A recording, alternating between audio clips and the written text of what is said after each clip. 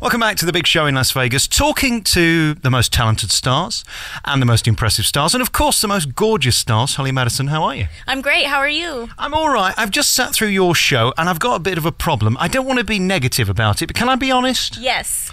What it is, I'm a deeply unattractive man, verging on clinic obesity, and I've just come away feeling inadequate. The guys make me feel ridiculous, and I know I'm never going to get a date with somebody as gorgeous as you. That's not true. It's not going to happen, though, is it? Well, you never know. How are you? We've just seen this show called Peep Show, which is an adult show, really. But it's fun, and it's done in a really modern way, because let's face it, a lot of the shows in the same ilk are a bit trashy, aren't they?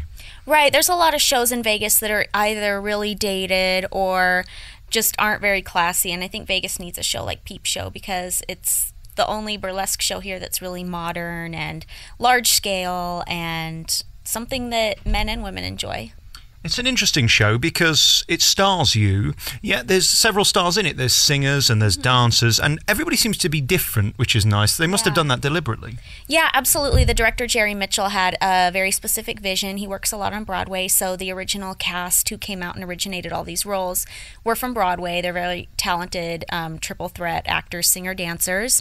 And since then, we've rotated the roles, and it's a lot more local Vegas people. But he did want a lot of variety in the looks, not the same exact chorus girl type of thing.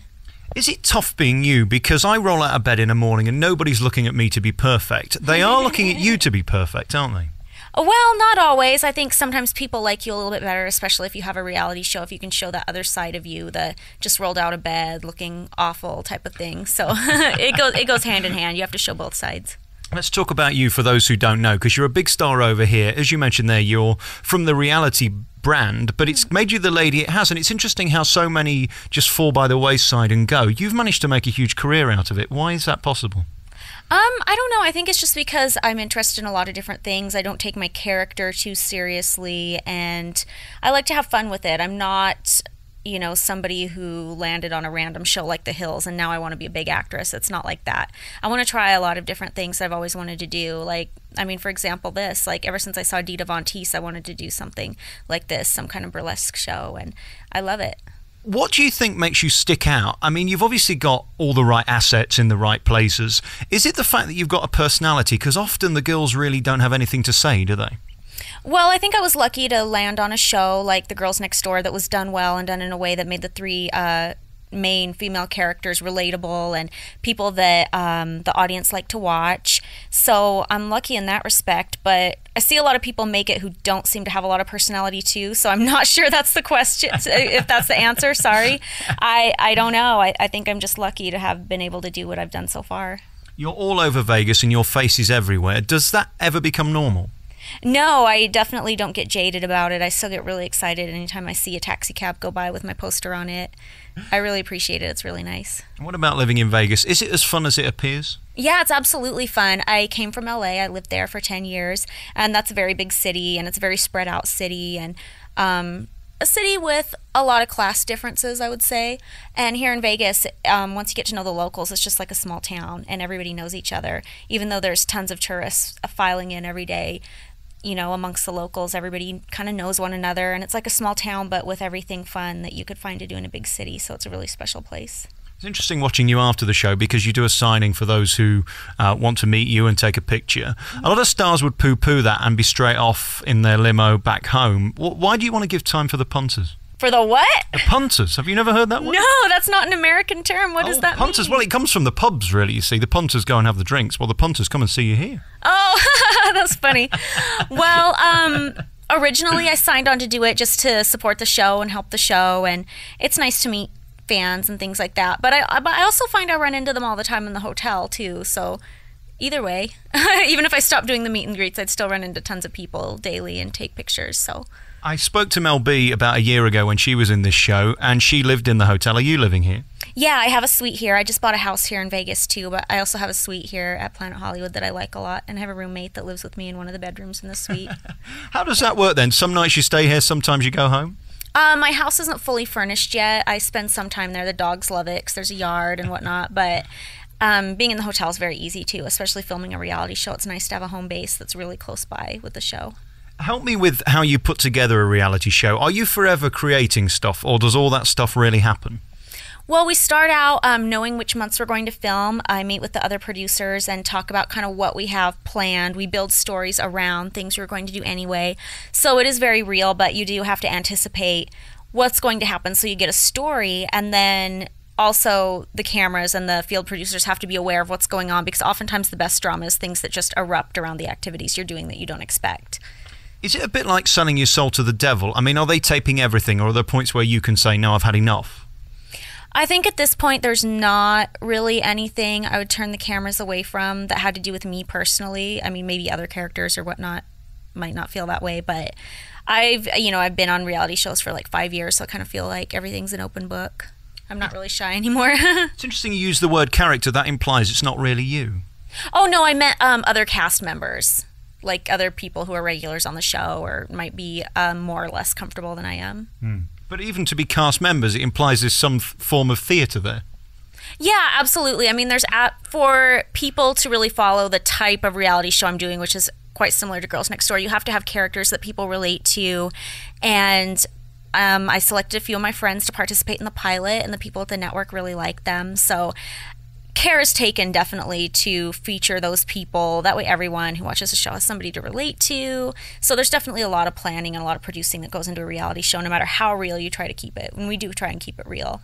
I think the British equivalent to you is Katie Price, who's a multi-millionaire and made her name off being gorgeous and selling her life, basically, in the same way you have with the reality show. I wish I was as fertile as she is. Damn. She's like popped out how many kids now? She seems to get herself back in shape, though. It's interesting. I know. She looks great. It's interesting when I see her, and we're not picking out curtains or anything. We know each other relatively well, and I kind of feel sorry for her because she's hounded. Because she opens herself up, they never leave her alone. That's kind of the agreement, isn't it? That you sell yourself to the devil, and then people can come knocking any time of the day. A bit, but here in Vegas, we don't really have the same type of paparazzi that you do in London or even LA. There really isn't paparazzi just running around here. There's photographers that show up to events, and I pretty much know them all, but it's really different here. I mean, it's more like running into fans in the casino. It's surprising. I would think that there would be more paparazzi here because there are more stars here. It's curious. You would think, but there just really isn't. It's more like, celebrities come and go every day of the week here, but it's more like people in Vegas want to draw celebrities here, and they want them to be able to have a good time and not really feel personally invaded. I mean, look what Tiger Woods got away with for so many years. So photographers show up at a club, and the club photographers will always ask, are you okay with having your photo taken, and things like that. So knock on wood, it's still a place where people can come and kind of have a private life. You must have so many stories. I mean, we hear there about Tiger Woods, and we've all read what's happened there. You must know so much stuff that you can't tell me. Probably. Well, you know what they say, what happens in Vegas stays in Vegas. Well, it ends up on Facebook normally, doesn't it? Yes, sometimes, yeah. Are you out every night, or do you live like a nun? Do you kind of do this outrageous show and then go home? Well, you really have to pick and choose your nights when you live in Vegas. Otherwise, you completely tire yourself out. Every night of the week I have friends coming in from different parts of town, and I have to disappoint some of them and not be a party animal and come out every night because I'd be a mess. I'd never get anything done. I usually go out maybe once or twice a week.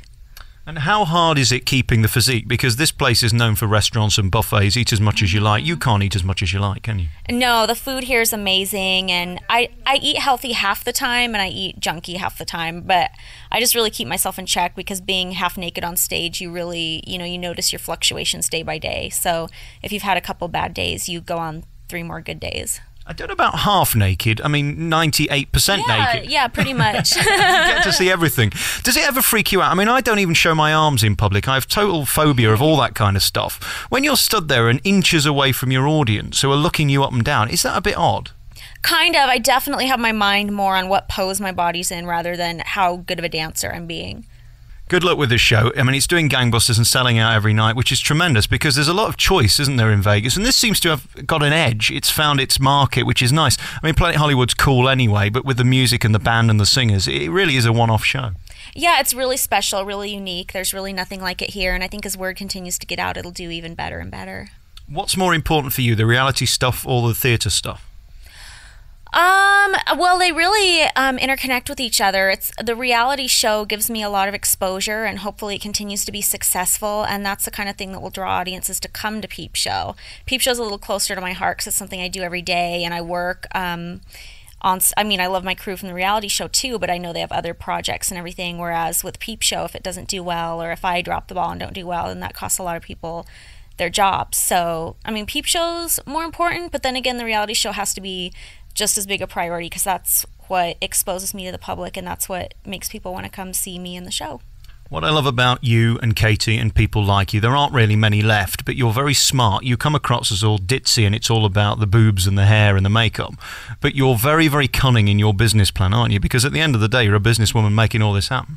Yeah, I have to be. I mean, it's very competitive, even on even the channel I'm on, you know. I don't want to say competing with Kendrick. She's like one of my best friends, but her show does very well, and the Kardashian show does very well. So I'm not competing with them. I'm trying to add to, but you definitely have to stay competitive and make sure your show is as interesting and as good and does just as well because they have other good shows too. So you got to hold your own. And I met Katie once a long time ago, and I was very surprised by her. She's much more calm and sweet than anyone would think. Very finely, we mentioned at the beginning that I'm deeply unattractive, ginger, clinically obese. Just for total clarification, there's no way I could ever get a date with somebody as gorgeous as you, is there?